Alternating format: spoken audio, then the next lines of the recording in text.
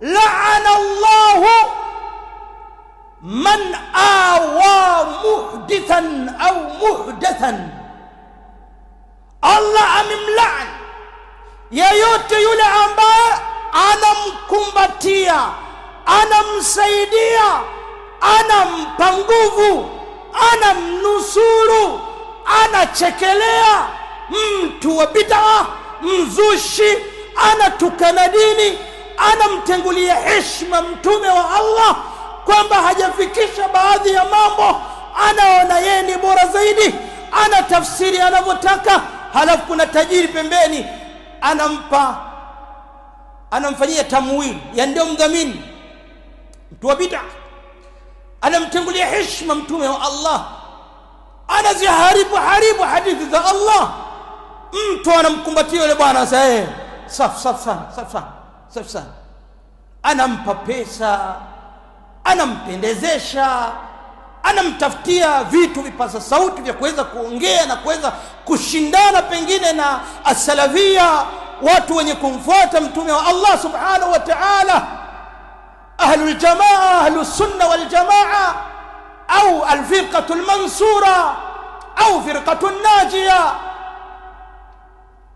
Anatukana mtu wa bid'a kumtukana kundi la firqatun najia lililookoka, firqa al-mansura lililonusurika, firqa as-salafia linalofuata masalaf, firqa ahlus sunna wal jamaa.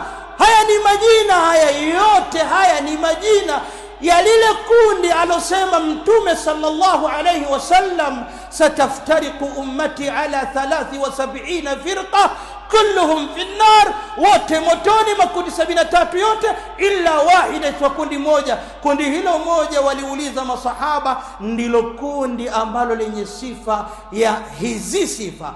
Aidha ukipenda liite ahlus sunna wal jamaa, au ukipenda liite al-firqatu al-mansura, au ukipenda liite al-firqatu an-najia, au ukipenda liite firqatu as-salafiyya au as-salafi ridwanullahi alayhi.